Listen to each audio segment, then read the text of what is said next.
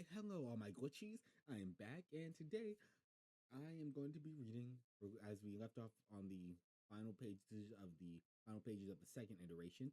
We're going to start the third iteration today of Jurassic Park by Michael Crichton. All right, so um, sorry, I'm eating some mangoes with tahini on them. Delicious. Like I had this well, I didn't get it, but it was brought to me, and oh man, it's delicious stuff, man. If y'all ever in Richmond, Virginia, in that area, y'all gotta hit up the place called Abuelitas. All right, some of the best Hispanic food you'll ever have in your life. I'm basically just giving away like free advertising at this point. I'm just saying, G. I'm just saying. And I'm as a beginner VTuber, I'm still figuring out how to work my mic. I'm still learning how OBS works too. I didn't know you could do audio filters. And like I said, I'll figure this stuff out more as I go on. I mean, I'm a bit of a music producer in my spare time. So I know stuff like filters and reverb and stuff like that. But that's for more music. Like for example, I I mean like you'll probably notice that a lot of my background noise has been cut off and oh no, it's not. Like I said, I'm still figuring it out. But yeah, get you some snacks, get you your favorite drink. I mean, I'm telling you, get you some mangoes with tahini, maybe a pound of peaches, or if you're gonna keep it classy, get you a bowl of cereal, but bring the whole box and. You have like a mini fridge in your room, right? Just put the milk in there so you can always refill your bowl. And for drinks, I don't know.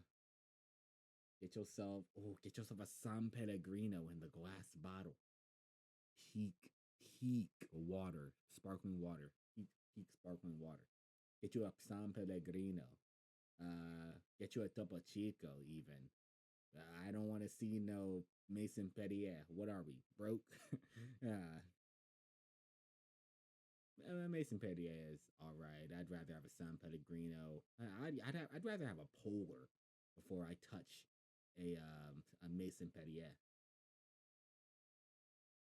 Yeah, but yeah, I'm gonna get to reading. And I hope you like and subscribe if you are watching this on YouTube. And hope you enjoy this. I want to finish this book first. I'm thinking I have some books in my lineup that I could read next. I have Common Sense by Thomas Paine. I have Frederick Douglass's autobiography somewhere in my collection of books. I actually do want to read that one. I also have Anne of Green Gables classic. I think I also have the sequel book. I also have another book called The Admiral and the Cabin Boy. It's based off of the journalings of Christopher Columbus's Cabin Boy. That's another one I want to read. I think it's only like 150 pages too. I also just have a lot of Glory Field. Now that's a good one. Glory Field. Oh, that would be a good one to read to y'all. Um,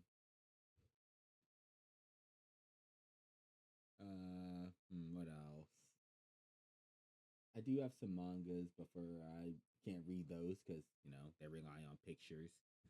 And what are some other ones I got? Some books. Yeah, I have some old books. I have a Stephen King book. Uh, I have Sun Tzu's Art of War. I have the FBI. That's some unnamed book I have. And a couple other books. Kisses with Katie. I've read that one. Very heartwarming story. A couple of old World of Warcraft books. And my avatar went.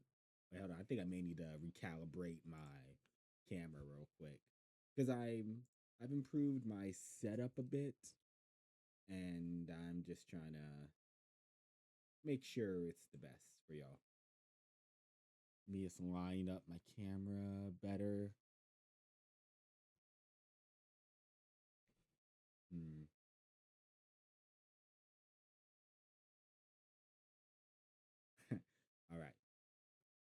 Way better. All right. But I've wasted like 5 minutes just yapping. Let's get to reading. The third iteration of Jurassic Park. And where, if you remember where we left off, they landed in the park and they saw brontosauruses or apatosauruses in the distance. And they were like, oh my God, dinosaurs are real. We are seeing flesh dinosaurs, just glazing the park, just glazing John Hammond. They're like, oh my God, oh, oh, like, my goodness, chill. It's just dinosaurs. Like, oh my goodness. Uh, Now, start of the third iteration, first chapter, Jurassic Park.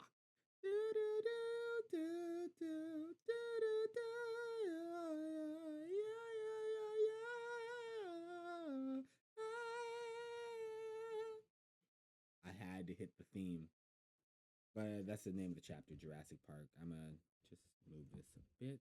All right. And forgive me if my avatar is looking down. I can't put the book up in my face or I'll block my camera. And like I said, I'm my setup not the best. I'm still learning, but over time this will obviously get better. I mean, I ain't gonna be like some honey goblin or like Iron Mouse or Sora Reacts or Alicia X Death level of like quality. I don't think I'll ever reach that, but I'm trying to reach like Jerry Duck, I'm trying to at least reach like Jerry Duck level. And I love that. Jerry Duck, that's gotta be one of my favorite VTubers. I don't watch too many VTubers, and I think the only ones I watch consistently is Alicia Death, Alicia Life, Sora, Sora Reacts, and her other channel she made of recently. I think I and Jerry Duck. I watch him a bit. Yeah, I think that's about it. I mean, I've seen some clips of other ones, Iron Mouse, Pikame, some others, but I don't really watch too many VTubers. Although I know there's so many of y'all that are great, though. Like y'all really inspired me to do this. I really look up to y'all. But I have to put a timestamp of when the reading actually starts. Like 8 minutes in, I'll actually start reading. I'll guess. My goodness, stuff on my desk. Go to get some water and everything falls. But okay, start reading now. Jurassic Park. They moved into a green tunnel of overarching palms leading towards the main visitor building. Everywhere, extensive and elaborate planting emphasized the feeling that they were entering a new world, a prehistoric tropical world, and leaving the normal world behind. Ellie said to Grant, "They look pretty good." "Yes," Grant said. "I want to see them up close. I want to lift up their toe pads and inspect their claws and feel their skin and open their jaws and have a better look at their teeth. Until then, I don't know for sure, but yes, they look good." "I suppose it changes your field a bit," Malcolm said. Grant shook his head. "It changes everything," he said. "For 150 years, ever since the discovery of gigantic animal bones in Europe, the study of dinosaurs has been an exercise in scientific deduction. Paleontology was essentially detective work, searching for clues in the fossil bones and the trackways of long vanished giants. The best paleontologists were the ones who could make the most clever deductions, and all the greatest disputes of paleontology were carried out in this fashion, including the bitter debate, in which Grant was a key figure about whether dinosaurs were warm blooded. Scientists had always classified dinosaurs as reptiles, cold blooded creatures drawing the heat they needed for life from the environment. A mammal could metabolize food to produce bodily warmth, but a reptile could not. Eventually, a handful of researchers, led chiefly by John Ostrom and Robert Baker at Yale, began to suspect that the concept of sluggish, cold-blooded dinosaurs was inadequate to explain the fossil record. Inadequate to explain the fossil record. Yeah. In classical deductive fashion, they drew conclusions from several lines of evidence. First was posture. Lizards and reptiles were bent-legged sprawlers, hugging the ground for warmth. Lizards didn't have the energy to stand on their hind legs for more than a few seconds, but the dinosaurs stood on straight legs, and many walked erect on their hind legs. Among living mammals, erect posture occurred only in warm blooded mammals and birds. This dinosaur posture suggested warm bloodedness. Next, they studied metabolism, calculating the pressure necessary to push blood up the 18-foot long neck of a brachiosaur, and concluding that it could only be accomplished by a four-chambered hot blooded heart. They studied trackways, fossil footprints left in mud, and concluded that the dinosaurs ran as fast as a man. Such activity implied warm blood.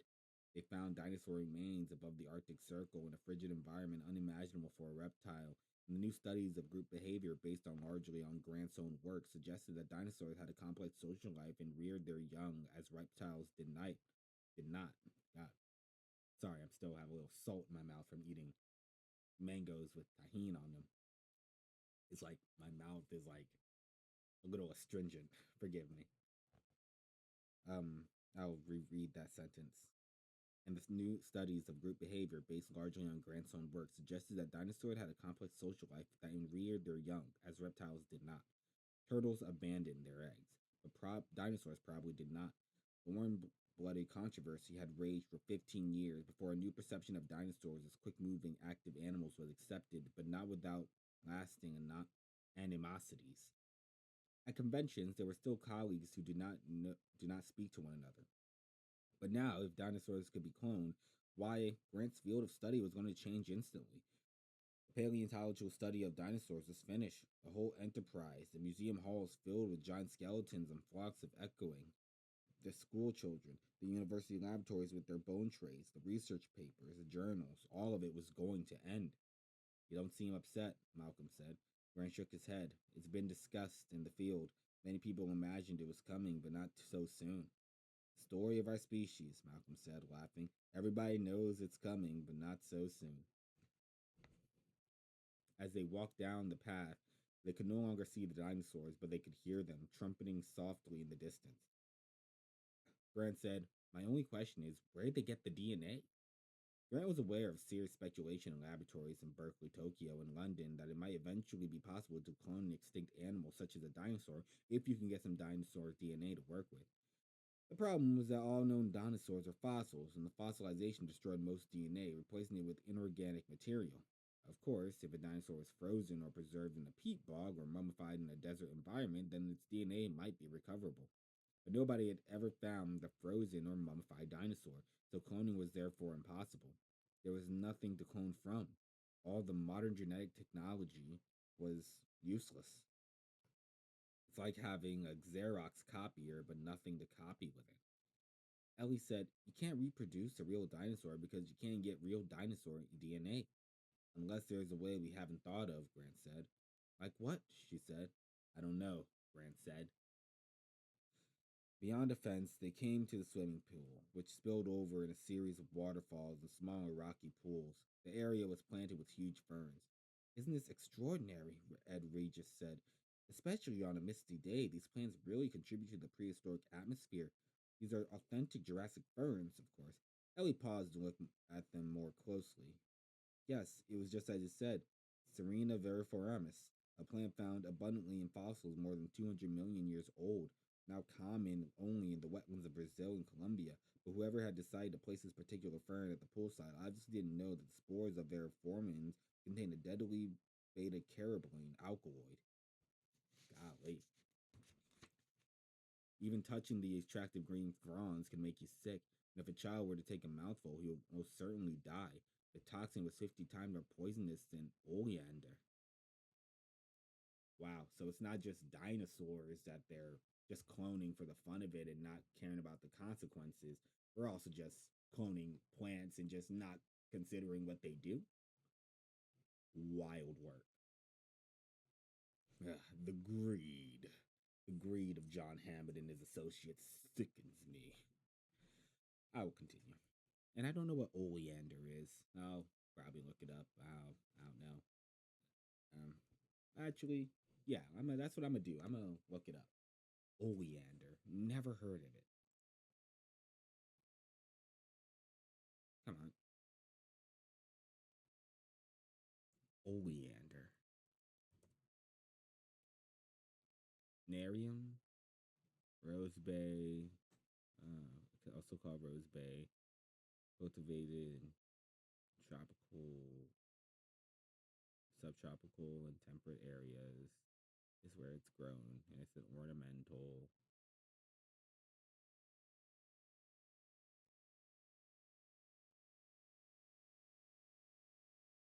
Oh, they disrupt heart activity. Oh,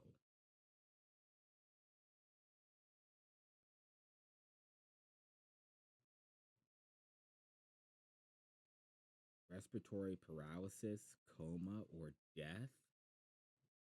Oh my goodness. And we're putting a plant that is 50 times more dangerous than that in the park? Oh my god. Like, oh my goodness, bro. Gee. We just have no sense of care of like what we're doing. I'm gonna take a bite of my tahine mango.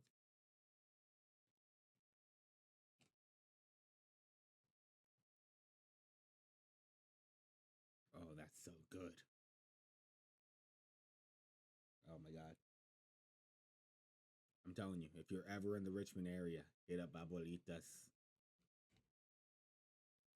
Oh wait, this is not even Abuelitas. He said he got okay. Let me give you the two restaurants you got hit up when you're in Richmond. Abuelitas, delicious.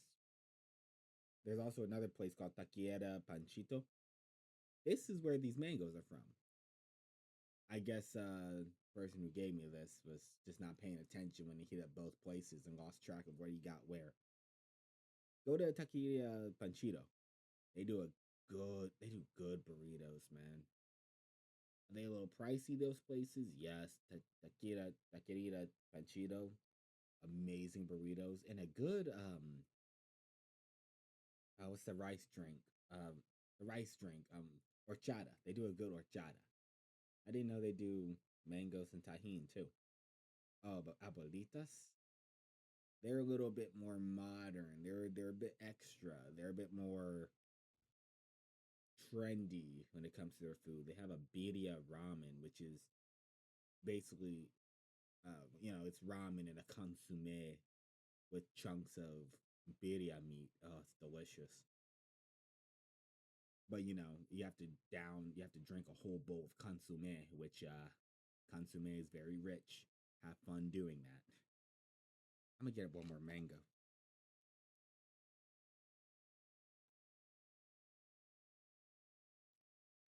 Mm. I'll just finish it off. Mm. Mm.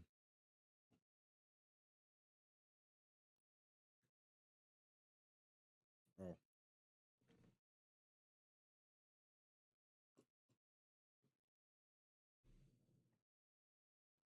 all right.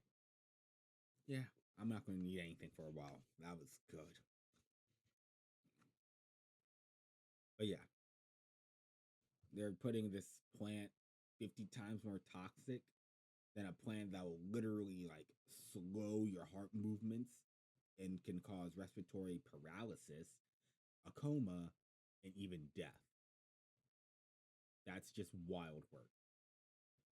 I'll continue. People were so naive about plants, Ellie thought. They just chose plants for appearance as they would choose a picture for the wall. It never occurred to them that the plants are actually living things, busily performing all the living functions of respiration, ingestion, excretion, reproduction, and defense. But Ellie knew that in the Earth's history, plants had evolved as competitively as animals and in some ways more fiercely. The poison in Serena veriformans was a minor example of the elaborate chemical arsenal of weaponry that the plants had evolved. There were terpenes, which had plants spread to poison the soil around them and inhibit competitors, alkaloids, which made them unpalatable to insects and predators and children, and pheromones used for communication. When a Douglas fir tree was attacked by beetles, it produced an anti feeding chemical, and so did other Douglas firs in the distant parts of the forest. It happened in response to a warning oleochemical secreted by the trees that were under attack. People who imagined that life on Earth consisted of animals moving against green backgrounds seriously misunderstood what they were seeing. That green background was busily alive. Plants grew, moved, twisted, and turned, fighting for the sun, and they interacted continuously with animals. discouraging some with bark and thorns, poisoning others, and feeding still others to advance their own reproduction, to spread their pollen and seeds. It was a complex, dynamic process which she never ceased to find fascinating, and which she knew most people simply didn't understand. But if planting deadly ferns at a poolside was any indication, then it was clear that the designer of Jurassic Park had not been as careful as they should have been. Isn't it just wonderful? Ed Regis was saying. If you look up ahead, you'll see a safari lodge. Ellie saw a dramatic, low building with series of glass pyramids on the roof. That's where you'll all be staying here in Jurassic Park. Grant's suit was done. Grant's suite was done in beige tones, the rattan furniture and jungle print motifs. The room wasn't quite finished. There were stacks of lumber in the closet and pieces of electric conduit on the floor. There was a television set in the corner with a card on top. Channel 2, Hypsisolophodont Highlands. Channel 3, Triceratops Territory. Channel 4, Sauropod Swamp. Channel 5, Carnivore Country. Channel 6, Stegosaurus South. Channel 7, Velociraptor Valley. Channel 8, Pterosaur Peak. He found the names irritatingly cute. Grant turned on the television but only got static. He shut it off and went into his bedroom, tossed his suitcase on the bed. Directly over the bed was a large pyramidal skylight. It created some tented feeling, like sleeping under the stars. Unfortunately, the glass had to be protected by heavy bars, so that striped shadows fell across the bed. Grant paused. He hadn't seen the plans for the lodge, and he didn't remember bars on the skylight. No, he had seen the plans for the lodge, and he didn't remember bars on the skylight. In fact, those bars appeared to be a rather crude addition. A black steel frame had been constructed outside the glass walls, and the bars welded to the frame. Puzzled, Grant moved from the bedroom to the living room. His window looked out on the swimming pool. By the way, those ferns are poisonous, Ellie said, walking into his room. But you didn't notice anything about the rooms, Alan? They changed the plans. I think so, yes. She moved around the room. The windows are small, she said, and the glass is tempered, set in a steel frame. His doors are steel clad. That shouldn't be necessary. And did you see the fence when we came in? Grant nodded.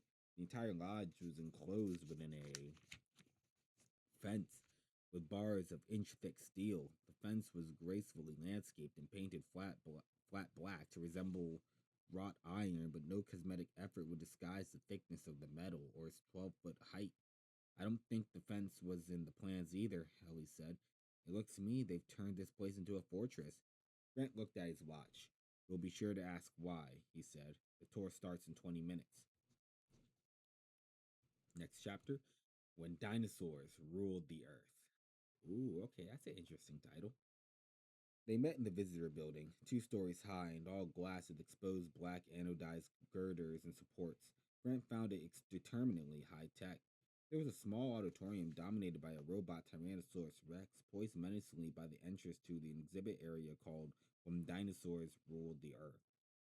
Further on were other displays. What is a dinosaur and the Mesozoic world? But the exhibits weren't completed. There were wires and cables all over the floor. Gennaro climbed up on the stage and talked to Grant, Ellie, and Malcolm, his voice echoing slightly in the room. Hammond sat in the back, his hands folded across his chest. We're about to go to the tour facilities, Gennaro said. I'm sure Mr. Hammond and his staff will show you everything in the best light. Before we go, I wanted to review why we are here and what I need to decide before we leave. Basically, as you all realize by now, this is an island in which genetically engineered dinosaurs have been allowed to move in a natural park-like setting, forming a tourist attraction. The attraction isn't open to the tourists yet, but it will be in a year.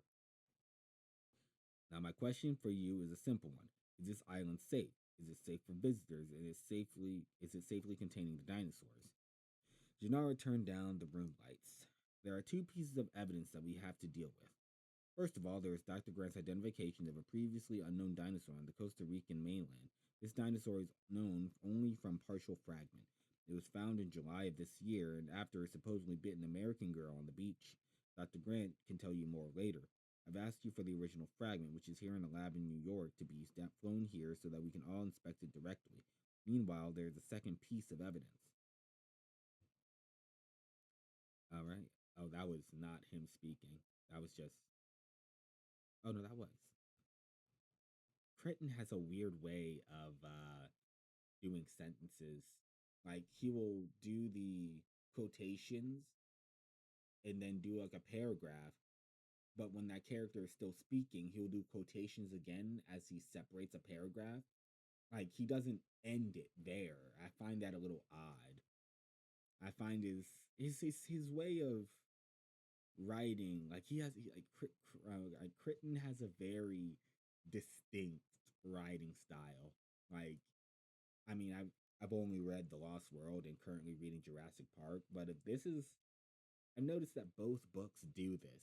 I'm assuming his other works do something similar. Yeah, you can definitely tell when Crichton wrote a book. If this is like what he does, that's a very recognizable thing.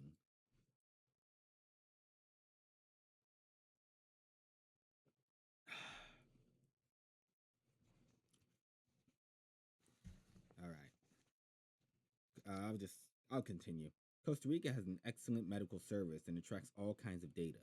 Beginning in March, there were reports of lizards biting infants in their cribs, and also, I might add, biting old people who were sleeping soundly. These lizard bites were sporadically reported in the coastal villages from Ismaloya to Punta Arenas. After March, lizard bites were no longer reported. However, I have this graph from the Public Health Service in San Jose of infant mortality in the towns of the West Coast earlier this year. Well, you can't see the graph, but what it shows is that basically from January to July, you have you have like a death from in early January. From January to like April, you have like 4 to 5 deaths, really 3 to 4 deaths every month, like happening throughout the month, probably around like 10 deaths a month. But then it peaks around April and May, well, April all the way to July to roughly, yeah, because they duplicate. So I'm assuming that's like the halves of months. So it duplicates to more like, it starts off as like, oh, it's like a couple babies a month. And then it moves on to around 10 babies a month. And now it's moving more to like 15 to 18 babies a month in the later summer months. I'm trying to describe it as best I can. To continue reading. I direct your attention to two features of this graph, Gennaro said. First, infant mortality is low in the months of January and February, then sparks in March, then it's low again in April, but from May onward it is high. Basically, what I tried to describe. Yeah. It is high. Right through July, the month the American girl was bitten. The Public Health Services feels it is something now affecting infant mortality and is not being reported by the workers in the coastal villages. The second feature is the puzzling bi-weekly spiking, which is why I said there was like 2 months and there's like two. It shows the months, but they show them twice. It's like January, February, March. It does that. That's what I was saying. That's kind of rounding it up because I'm assuming it was going bi-weekly. But yeah, I'll restart.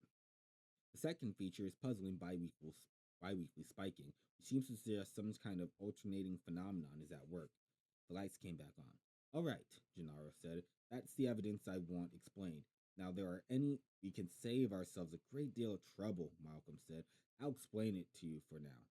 You will? Gennaro said. Yes, Malcolm said. First of all, animals have very likely gotten off the island. Oh, balls, Hammond growled from the back. And second, the graph in the Public Health Service is almost certainly unrelated to any animals that have escaped. Grant said. How did you know that? You'll notice that the graph alternates between high and low spikes, Malcolm said. This is characteristic of many complex systems. For example, water dripping from a tap. If you turn on the faucet just a little, you'll get a constant drip, drip, drip. But if you open it a little more so that there's a bit of turbulence in the flow, you'll get alternating large and small drops. Drip, drip, drip, drip, like that. You can try it yourself. Turbulence produces alternation. It's a signature. You will get an alternating graph like this for the spread of any new illnesses in a community. All right. But why do you say it isn't caused by escaped dinosaurs? Grant said. Because it is a nonlinear signature, Malcolm said. You need hundreds of escaped dinosaurs to cause it, and I don't think hundreds of dinosaurs have escaped. So I conclude that some other phenomenon, such as new variety of flu, is causing the fluctuations you see in this graph. Gennaro said, but you think the dinosaurs have escaped? Probably yes. Why? Because what you are attempting here. Look, this island is an attempt to recreate a natural environment from the past to make an isolated world where extinct creatures roam freely, correct? Yes. But from my point of view, such an undertaking is impossible. The mathematics are so self-evident that they don't need to be calculated. It's like my asking you whether on $1 billion in income you had to pay a tax. You wouldn't need to pull out your calculator to check. You know tax was owed. And similarly, I know overwhelmingly that one cannot successfully duplicate nature in this way or hope to isolate it. Why not? After all, there is zoos. Zoos don't recreate nature, Malcolm said. Let's be clear. Zoos take nature that already exists and modify it very slightly to create a holding pens for animals. Even those minimal modifications often fail, and the animals escape with regularity. But a zoo is not a model for this park. This park is attempting something far more ambitious than that, something more akin to making a space station on Earth. Gennaro shook his head. I don't understand. Well, it's very simple. Except for the air, which flows freely, everything about this park is meant to be isolated. Nothing gets in, nothing out. The animals kept here never mix with the greater ecosystem of the earth. They are never to escape, and they never have, Hammond snorted. Such isolation is impossible, Malcolm said flatly. It simply cannot be done. It can. It's done all the time. I beg your pardon, Malcolm said, but you don't know what you are talking about. You arrogant little snot, Hammond said. He stood and walked out of the room. Gentlemen, gentlemen, Gennaro said. I'm sorry, Malcolm said, but the point remains. What we call nature, not nature, what we call nature is in fact a complex system of far greater subtlety than we are willing to accept. We are making a simplified image of nature and then we botch it up. I'm no environmentalist, but you have to understand what you don't understand. How many times must the point be made? How many times must we see the evidence? We built the Aswan Dam and claimed it was going to revitalize the country. Instead, it destroys fertile Nile Delta, produces parasitic infestation, and wrecks the Egyptian economy. We built the. Excuse me, Gennaro said, but I think I hear the helicopter. That's probably the sample for Dr. Grant to look at. He stared out. He started out of the room. They all followed. At the foot of the mountain, Gennaro was screaming over the sound of the helicopter. The veins of his neck stood out. You did what? You invited who? Take it easy, Hammond said. Gennaro screamed. Are you out of your goddamned mind? Now look here, Hammond said, drawing himself up. I think we have to get something clear. No, Gennaro said. No, you get something clear. This is not a social outing. This is not a weekend excursion. This is my island, Hammond said, and I can invite whomever I want. This is a serious investigation of your island because your investors are concerned that it's out of control. We think that it's a very dangerous place and you are not going to shut me down, Donald. I will if I have to. This is a safe place, Hammond said. No matter what that damn mathematician is saying, it's not, and I will demonstrate its safety, and I want you to put them right back on that helicopter, Gennaro said. Can't, Hammond said, pointing towards the clouds. It's already leaving, and indeed the sound of the rotors was fading. God damn it, Gennaro said. Don't you see you're needlessly risking? Hammond said. Let's continue this later. I don't want to upset the children. Grant turned and saw two children coming down the hillside, led by Ed Regis. There was a speckled boy about 11 and a girl a few years younger, perhaps 7 or 8. Her blonde hair pushed up under a Mets baseball cap and the baseball gloves slung over her shoulder. The two kids made their way nimbly down the path from the helipad and stopped some distance from Gennaro and Hammond. Go under his breath, Gennaro said. Christ.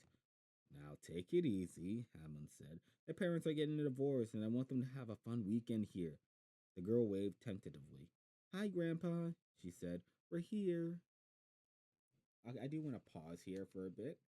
We finally got the kids, and I'm surprised that the movie kind of got it reversed.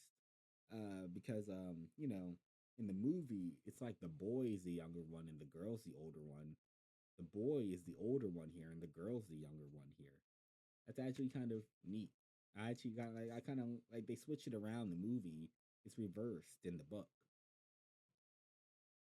That's kind of cool. I ain't gonna lie.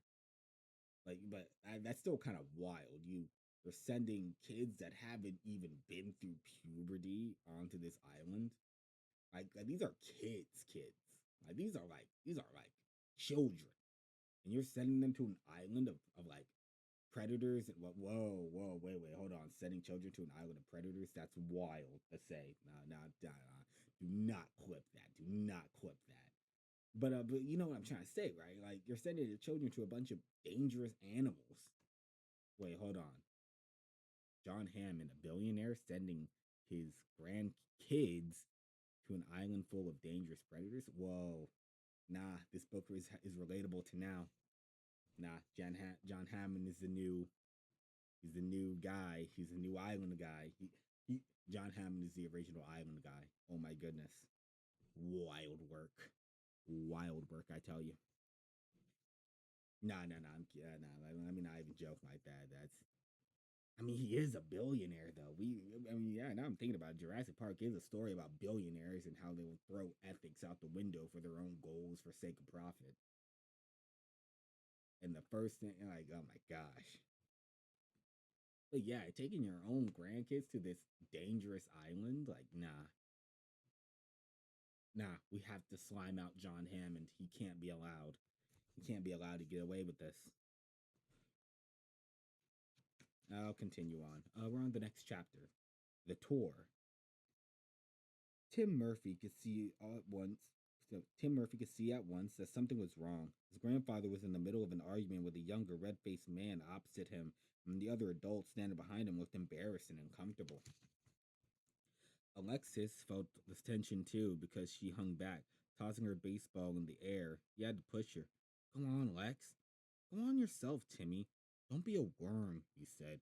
I glared at him, but Ed Regis said cheerfully, I'll introduce you to everybody and then we can take the tour. I have to go, Lex said. I'll just introduce you first, Ed Regis says. No, I have to go. But Ed Regis was already making introductions. First to Grandpa, who kissed them both, and then to the man he was arguing with. The man was muscular and his name was Gennaro. The rest of the introductions were a blur to Tim. There was a blonde woman wearing shorts, a man with a beard who wore jeans and a Hawaiian shirt and looked like the outdoors type, and a fat college kid who had something to do with computers, and finally a thin man in black who didn't shake hands but nodded his head. Tim was trying to organize his impressions, and he was looking at the blonde woman's legs. That's when he suddenly realized that he knew who the bearded man was. Hold on, Tim, chill with that. Looking at a woman's legs, like chill with that, Tim. I know you're at that age, but chill, chill. Nah, looking at legs. Oh heck, nah. This this book. The billionaires, the kids on the island. Like, nah, this book is getting a little weird now. I'm just saying. I mean, they say art is a reflection of reality, or reality is a reflection of art. Something like that. I don't know. I don't know. I don't know. Let me continue. Her mouth is open, Lex said. Tim said, I know him. Oh, sure, you just met him. No, Tim said, I have his book. Bitterman said, What book is that, Tim? Off-Road of Dinosaurs, Tim said. Alexis snickered. Daddy says that Tim has dinosaurs on the brain. Tim hardly heard her. He was thinking of what he knew about Alan Grant. Alan Grant was one of the most principal advocates of the theory that dinosaurs were warm-blooded.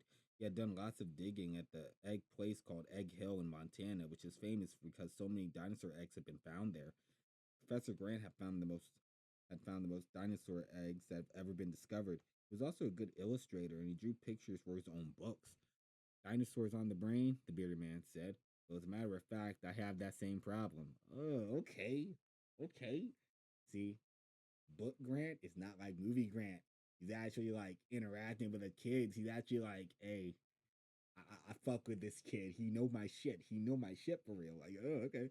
He's hitting all that with him. He's like, he know my shit for real. That's kind of crazy. I ain't gonna lie. I actually like this version of Grant more. R.I.P. Rest in peace, Sam Neill. I mean, because yeah, I mean, he did give a good impression of Grant, even though it wasn't 100% book accurate. Which fair, movies tend to take their own interpretations, but I'm liking Book Grant, and he's wearing a Hawaiian shirt on this island. Like, hold up. Nah, this is low key kind of going hard. I actually like the dynamics going on here. It's actually going crazy. I'll continue. Dinosaurs on the brain, the bearded man said. Well, as a matter of fact, I have that same problem. Dad says dinosaurs are really stupid, Lex said. He says Tim should get out in the air and play more sports. Tim felt embarrassed. I thought you had to go, he said. In a minute, Lex said. I thought you were in such a rush. I'm the one who would know. Don't you think, Timothy? She said, putting her hands on her hips, copying her mother's most irritating stance. Tell you what, Ed Regis said. Why don't we all just head on over to the visitor center and we can begin the tour? Everybody started walking. Tim heard Gennaro whisper to his grandfather, I could kill you for this. And then Tim looked up and saw that Dr. Grant had fallen into a step beside him. How old are you, Tim? 11. And how long have you been interested in dinosaurs? Grant asked. Tim swallowed. A while now, he said. He felt nervous to be talking to Dr. Grant. We go to museums sometimes when I can talk to my family into it. My father. Your father's not especially interested? Tim nodded and told Grant about his family's last trip to the Museum of Natural History. His father had looked at a skeleton and said, That's a big one. Tim had said, No, Dad, that's a medium sized one. That's a Camptosaurus. I never heard of that one. A Camptosaurus. Oh, I don't know. Looks pretty big to me. It's not even full grown, Dad. His father squinted at the skeleton. What is it? Jurassic? Jeez, no, Cretaceous. Cretaceous? What's the difference between Cretaceous and Jurassic? Only about 100 million years, Tim said. Cretaceous is older? No, Dad, Jurassic is older. Well, his father said, stepping back. It looks pretty damn big to me. And he turned to Tim for the agreement. Tim knew he had better agree with his father, so he just muttered something, and they went on to another exhibit. Tim stood in front of one of the skeletons, a Tyrannosaurus rex, the mightiest predator the Earth had ever known for a long time. Finally, his father said, What are you looking at? I'm counting the vertebrae, Tim said. The vertebrae? And the backbone. I know what vertebrae are, his father said, annoyed. He stood there a little while longer and said, Why are you counting them? I think they're wrong. Tyrannosaurus should only have 37 vertebrae in the tail. This one has more. You mean to tell me, his father said, that the Museum of Natural History has a skeleton that's wrong? I can't believe that. It's wrong. His father stomped off toward a guard in the corner. What did you do now? His mother said to Tim. I didn't do anything, Tim said. I just said a dinosaur is wrong, is all. Then his father came back with a funny look on his face because, of course, the guard told him that the Tyrannosaurus had too many vertebrae in the tail. How'd you know that? His father asked. I read it, Tim said. That's pretty amazing, son, he said. He put his hand on his shoulder, giving it a squeeze. You know how many vertebrae belong in that tail? I've never seen anything like it. You really do have dinosaurs on the brain. And then his father said he wanted to catch the last half of the Mets game on TV, and Lex said she did too, so they left the museum. And Tim didn't see any other dinosaurs, which was why they had come to the first place. But that was how things happened to the family. How things used to happen in his family. Oof. Ooh, they did not have to hit us with that line. That's how things happen to family. How things used to happen in the family. Why they hit us with that? I hate it when people hit me with that. It's like, oh, why'd you have to hit me with that? Got my hopes up. And now I know that was something in the past. Ah, I just need to stretch real quick.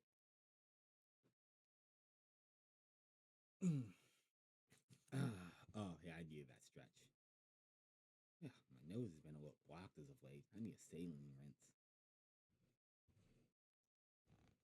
But we continue. How things used to happen in his family.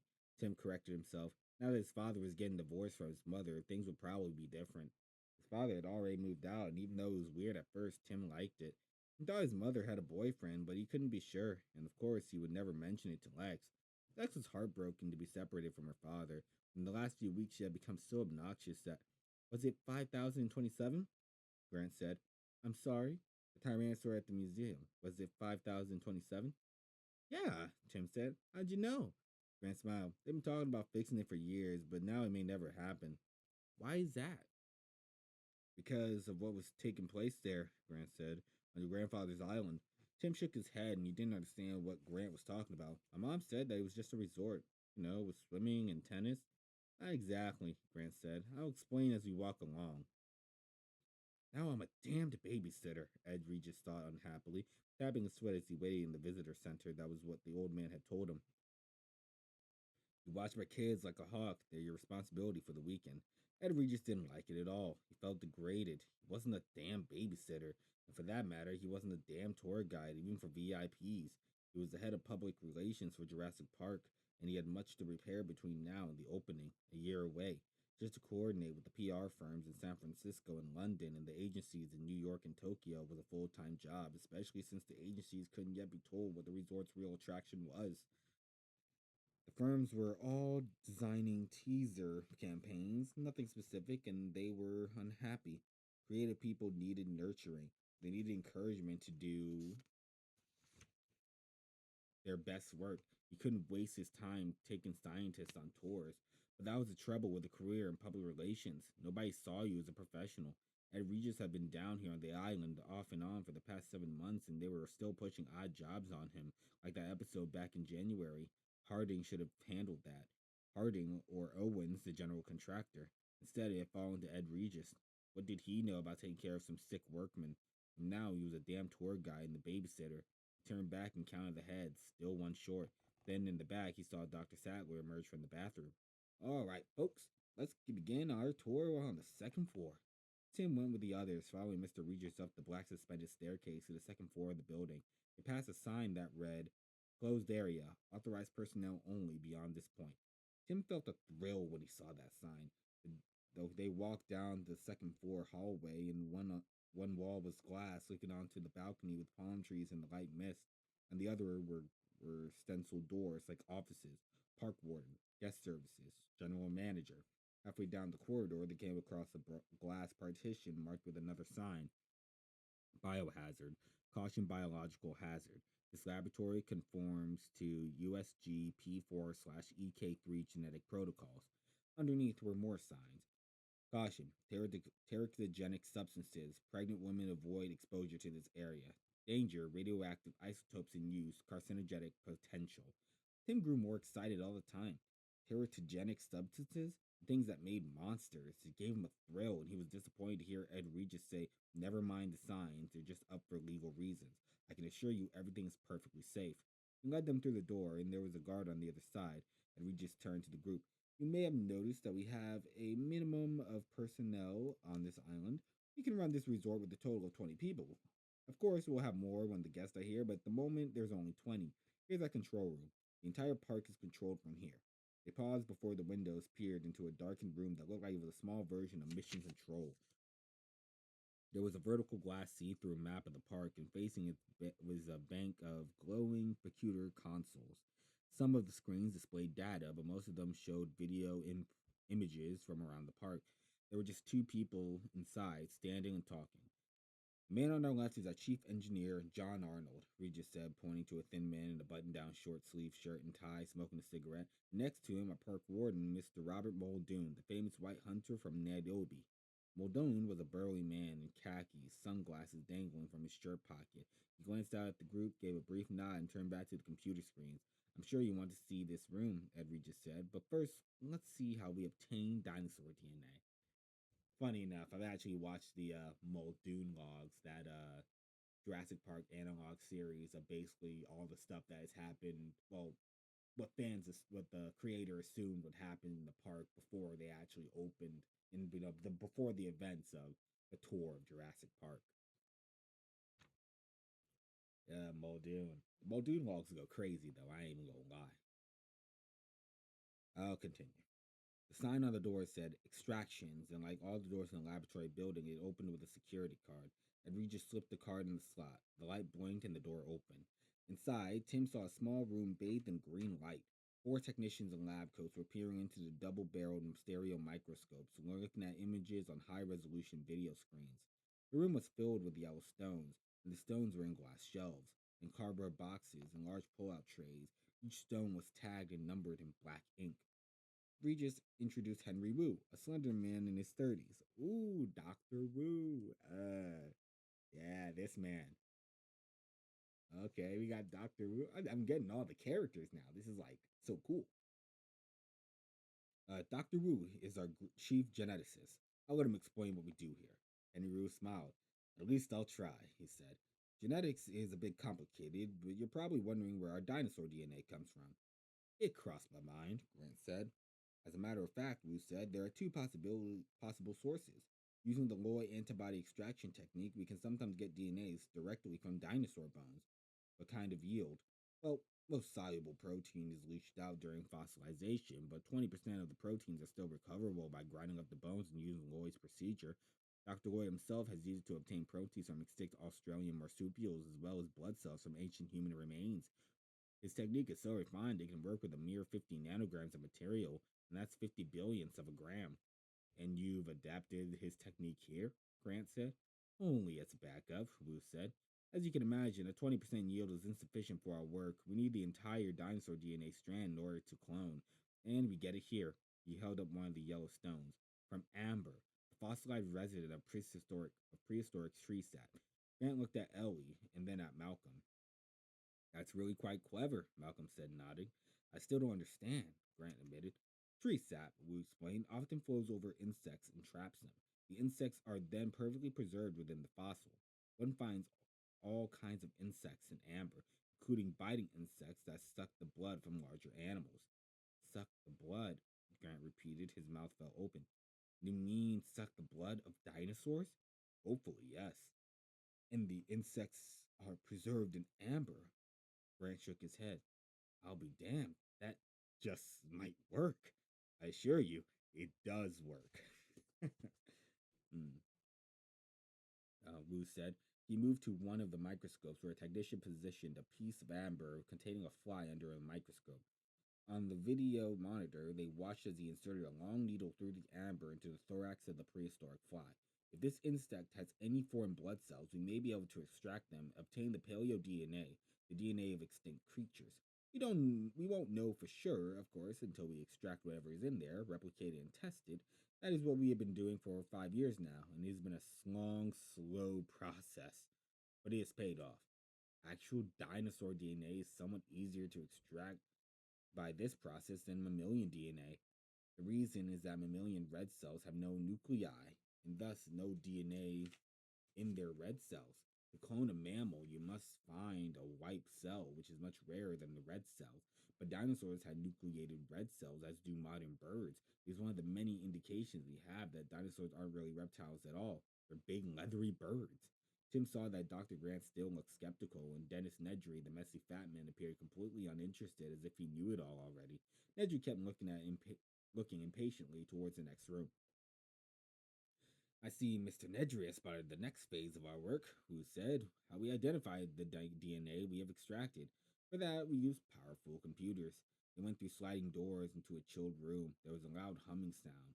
Two 6 foot tall round towers stood in the center room, and along the walls were rows of waist high stainless steel boxes. This is one of our high tech laundromats. This is our high-tech laundromat, Dr. Wu said. These boxes, along with the walls, are all Hamachi Hood automated gene sequencers. They are being run at very high speed by the Cray XMP supercomputers, which are the towers in the center of the room. In essence, you are standing in the middle of an incredibly powered genetics factory. There were several monitors, all running so fast it was hard to see what they were showing. Wu pushed a button and showed one image. I'm not going to read what that says, as it's literal coding gibberish. I mean, yeah, there's only so much of like the documents they show that I can read because some of this is just some science jargon that I just don't know.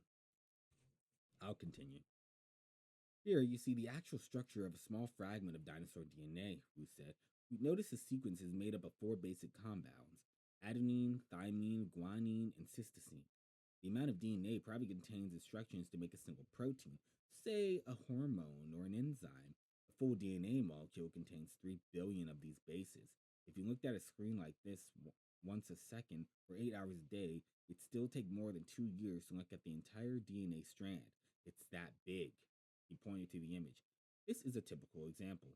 Because you can see the DNA has an error down here in line 1201, much of the DNA we extract is fragmented or incomplete. So the first thing we have to do is repair it, or rather, the computer has to. It'll cut the DNA using what are called restriction enzymes. The computer will select a variety of enzymes that might do the job. A bunch of more science jargon and coding and stuff. Here is the same section of DNA with the points of the restrictions enzymes located. As you can see in line 1201, two enzymes will cut on either side of the damaged point. Ordinarily, we let the computer decide which to use, but we need to know what base pairs we should insert to repair the injury. For that, we have to align various cut fragments, like so. Uh, Restrictions, enzyme sequences, alignments, sequence 1, 1820 BPS, a bunch of lines, then sequence 2, 1202 BPS, bunch of lines with numbers. Yeah, I'm just trying to describe this to y'all since y'all aren't reading the book with me. You're hearing me read the book, but you're not looking at it. So, you know what I'm saying? I'll continue. Now we need to find this fragment. Now we are finding a fragment of DNA that overlaps the injury area and will tell us what is missing. When you can see we can find it and then go ahead and make that repair. The dark bars you see are restriction fragments, small sections of dinosaur DNA broken by enzymes then analyzed. The computer is now recombining them by searching for an overlapping section of code.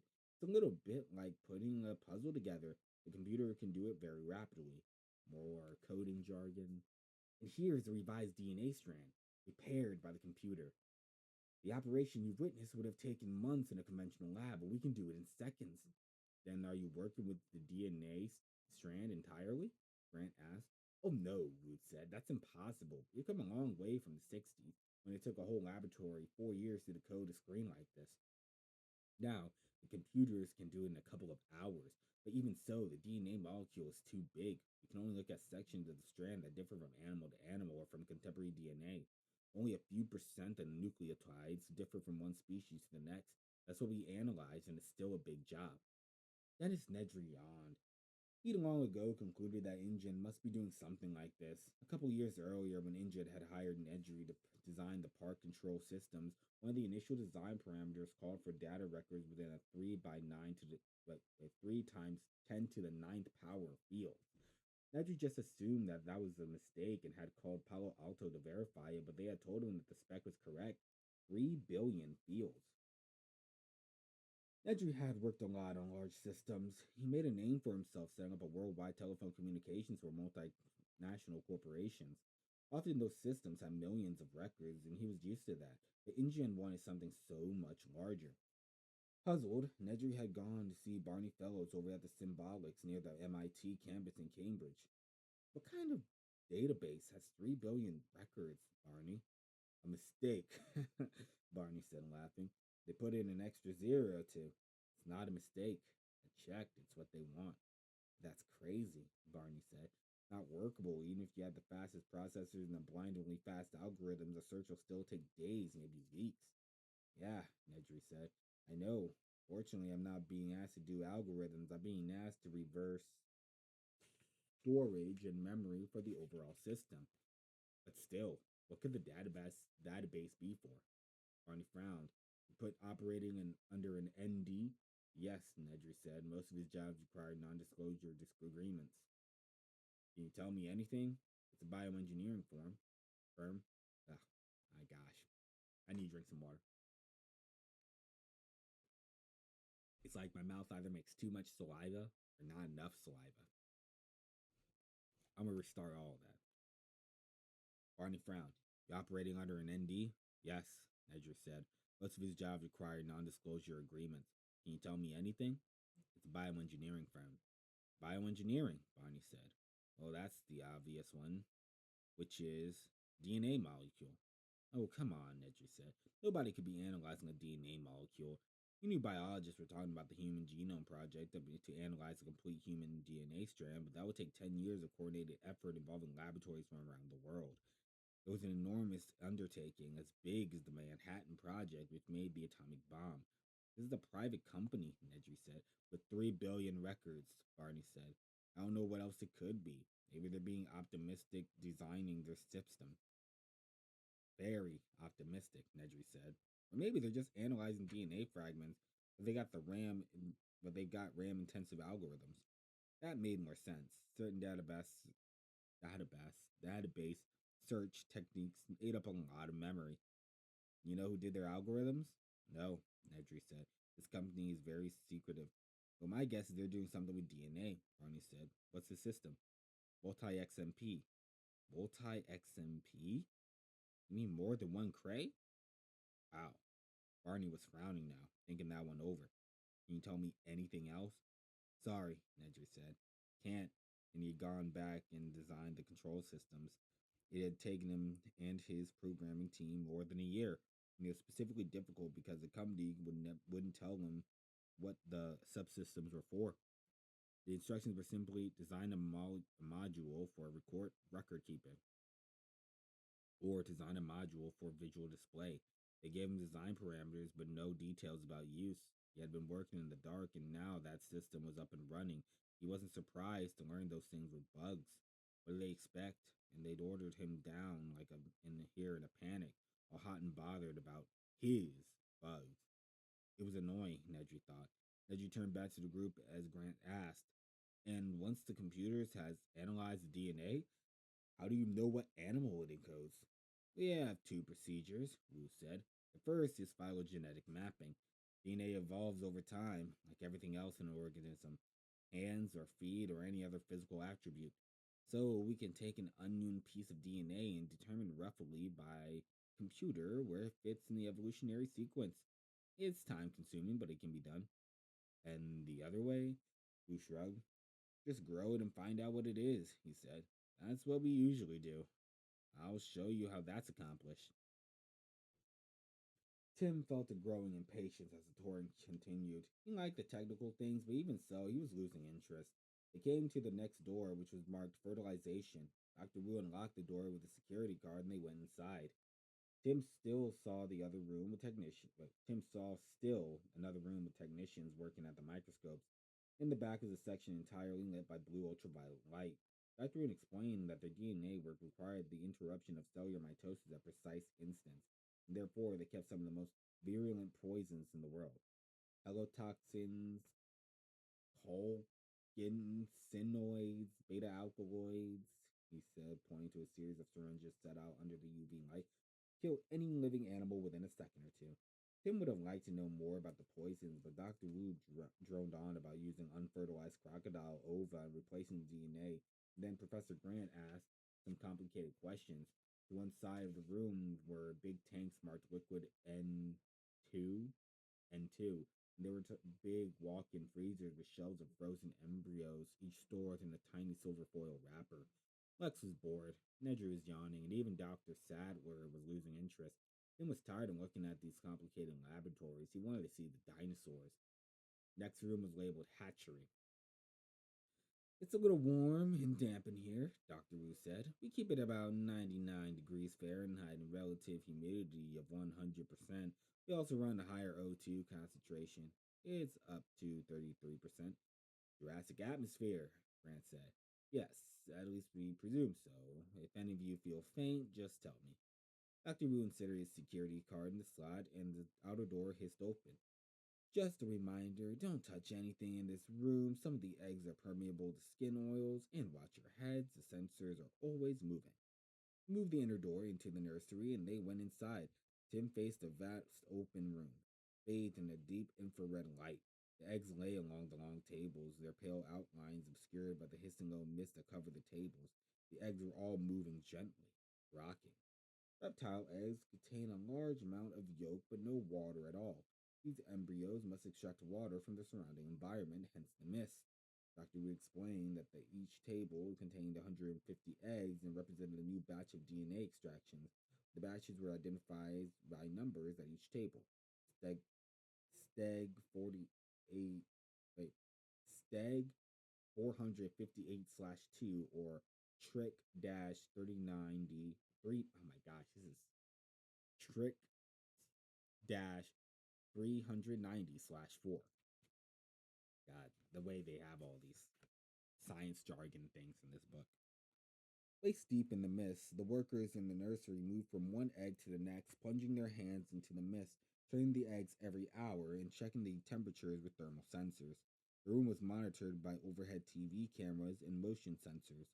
An overhead thermal sensor moved from one egg to the next, touching each with a flexible wand, beeping and then going on.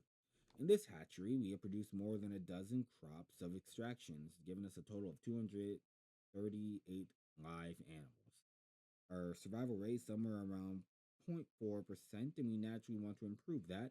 But by computer analysis, we are working with something like 500 variables, 120 environmental, and another 200 intra egg, and the rest from genetic material itself.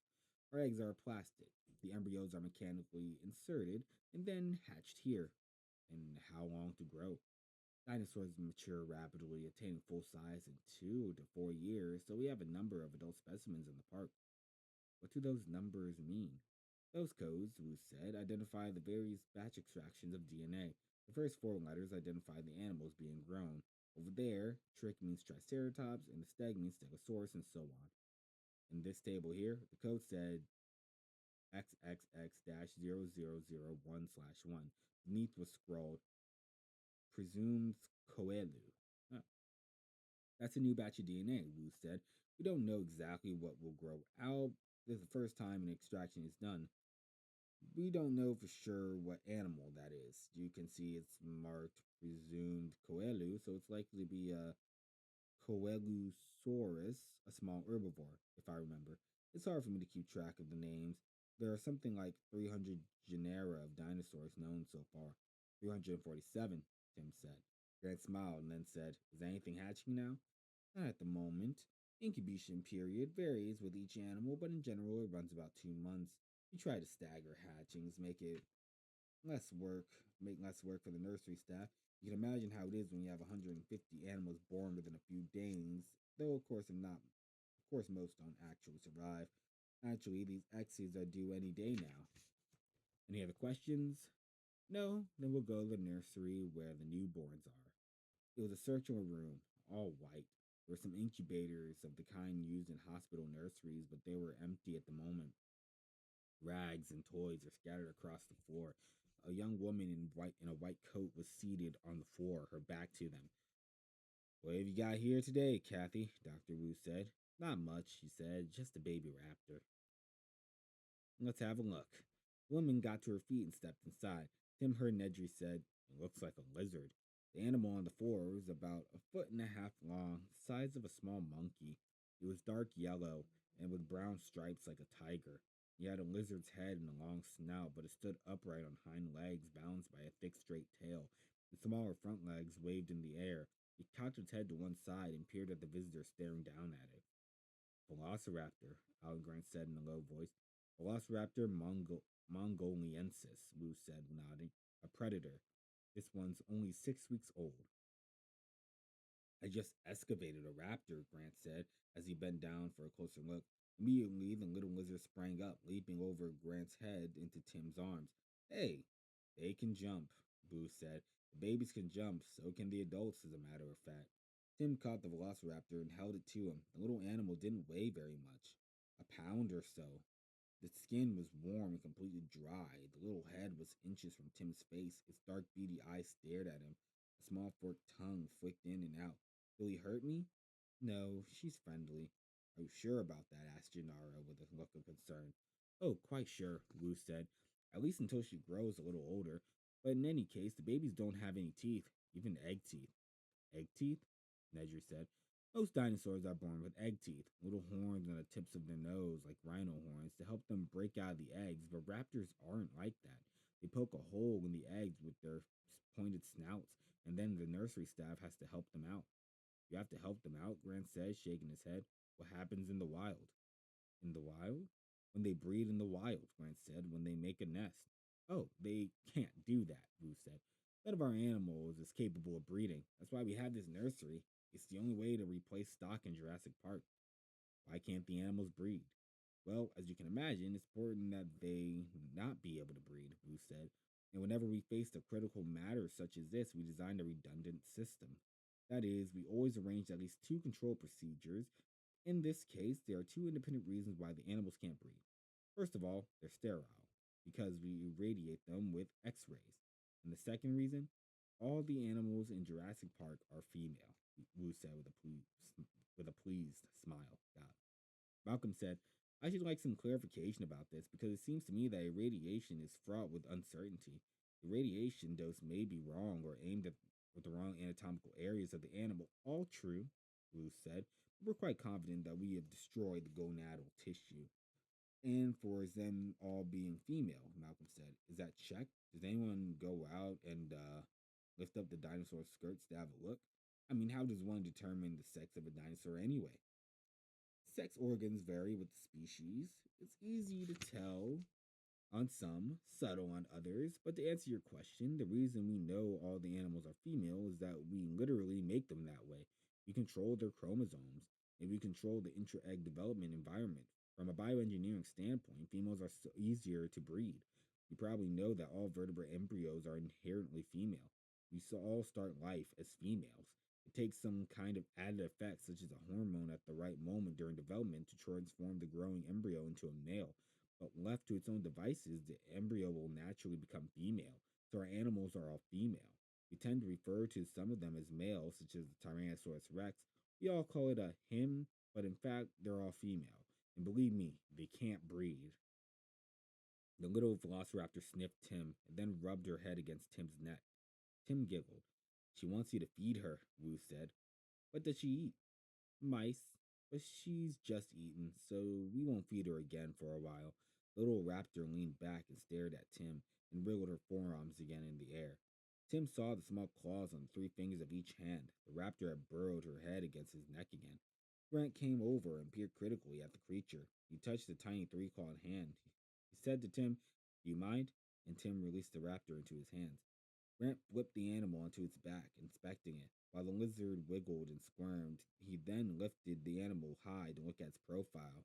It screamed shrilly. She doesn't like that, Regis said. Doesn't like to be held away from body contact. The raptor was still screaming, but Grant paid no attention. Now he was squeezing the tail, feeling the bones.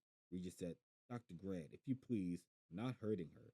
Dr. Grant, these creatures are not of our world. They come from another time when there was no human beings around to prod and poke them. I'm not prodding it, Dr. Grant. Put her down now, Ed just said. But now, Regis was starting to get annoyed. Grant handed the animal back to Tim. It stopped squealing. Tim could feel its little heartbeat rapidly against his chest. I'm sorry, Dr. Grant, Regis said, but these animals are delicate in infancy.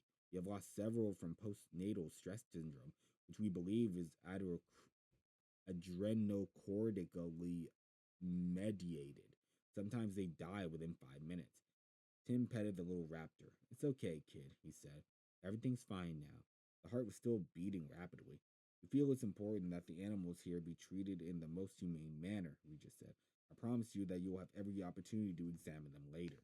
But Grant couldn't stay away. He again moved towards the animal in Tim's arms, peering at it. That little raptor opened her jaws and hissed at Grant in a posture of sudden intense fury. Fascinating, Grant said. Can I stay and play with her? Tim said.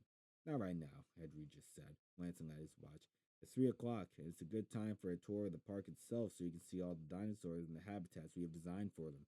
Tim released the velociraptor, which scampered across the room, grabbing a cloth rag, putting it in her mouth, and tugged at the end with her tiny claws. Right. I think I'll call it here for today. I mean, hold on. How long to the next chapter?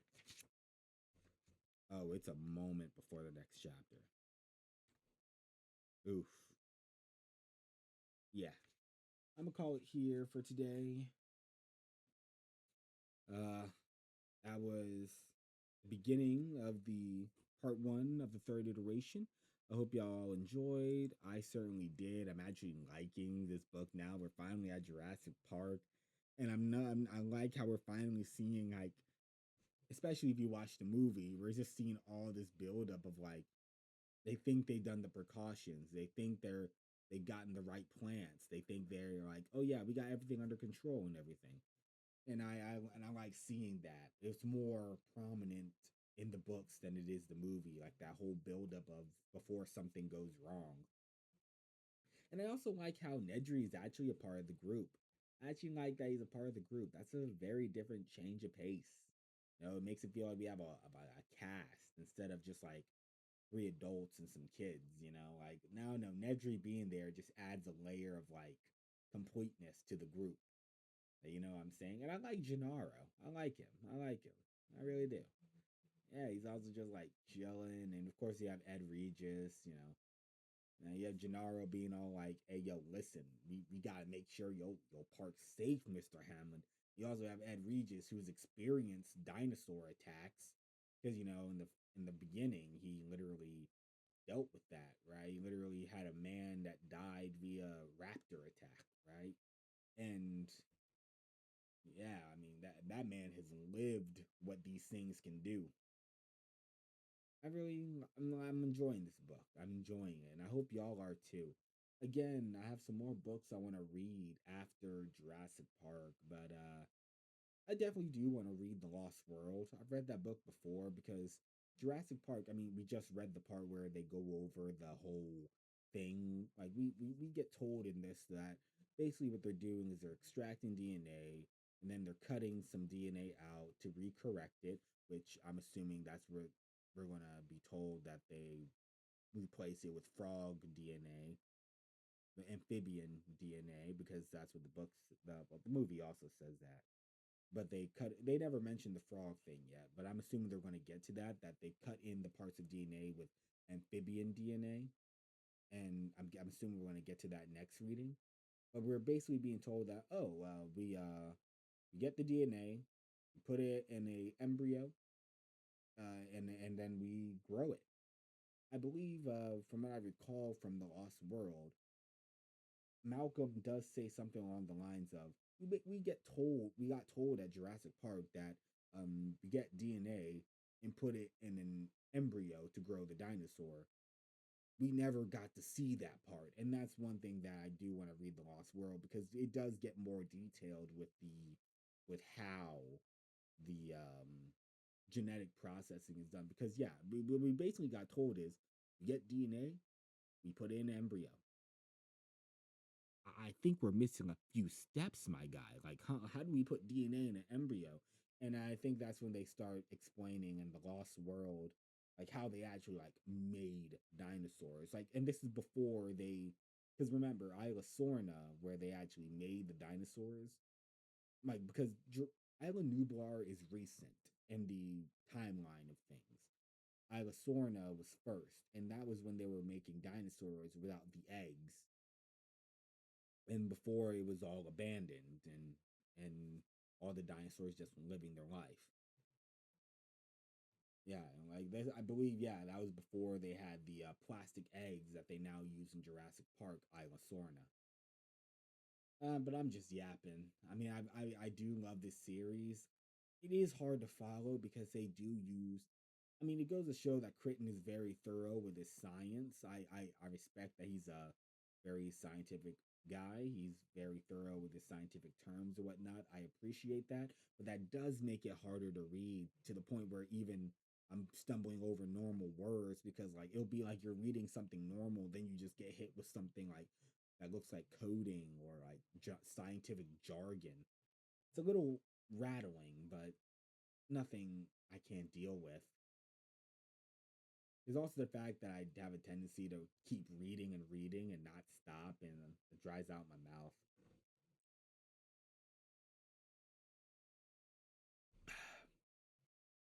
But yeah, put down your thoughts in the comments. Again, even though I have some books I want to read, let me know what you want me to read. I will not read the entirety of the Bible. I'll read some books of the Bible. Like don't expect like if I ever do choose to read a Bible or a Quran or like any religious text, if I do want to, if I ever wanted to do religious text reading, of course the Bible. I would read the Quran too. Is there even like, yeah, the Quran is in book format. I also want to read the Tripitaka because I've read Journey to the West and yeah, I want to actually, if I can get my hands on like a book version of the Tripitaka, I would actually like to read it and like see like them because those were the scriptures that saved what East China or something like that. Because Journey to the West is based off of like a actual thing that happened. There actually was someone named like Tan San Zong, even though the actual Journey to the West was more like him 50 to 100 other men along with him, traveling all the way to India to get the Tripitaka, to bring it back to China, to bring enlightenment to the non-religious, well, not the non-religious people of China, but the people who still believed in like the folk religion, the dragons, Jade Emperor, Naja, uh, all those deities. I don't know all my Chinese deities all that well. And there's also the fact there's a lot of local deities too. So yeah, I mean, like literally, if you in the Chinese mythology world, just own a mountain or something like that, and you'll just become a god, or just find one of the many sources of immortality, you'll just become a god. like honestly, becoming a god is not a hard feat according to Chinese mythology. I mean, almost anyone can become immortal and become a god in that. But I thought yeah, I'm yapping. I'm yapping. Hope you all have a great day. I hope you like and subscribe. And again, let me know any other books you want me to read. I'll even read Dr. Seuss books if that's something you want me to do. The only thing I can't do is like comics or manga because you need pictures to really understand those. So like, yeah, it has to be actual books. And yeah, it can be about anything. I mean, yeah, as long as it's not over 500 pages, I'll read it. Which is ironic. I say I'll read the Bible or the Quran or the Tripitaka, but those are like, the Bible is basically a bunch of different scrolls composed into a book. So, like, I think I have leeway on that one. And same for the Quran and I think the Tripitaka. I could be wrong. I've personally never read the Quran or the Tripitaka. I would like to read one of those, though, because, yeah, they're all religious books and they've all had their own impacts. Same for the what's the other religious book? It's not really a religious book in the sense. The Prozetta, the Norse mythology stories. Technically, it's a religious book. Yeah, if I can get my hands on that, I actually do want to read that too. I find it the religious books, even of quote unquote pagan religions, very interesting because they show like how people saw the world, and it's very interesting to see. But good night, good morning, good afternoon, good evening, and I hope you have a good day. Bye, my glitchies.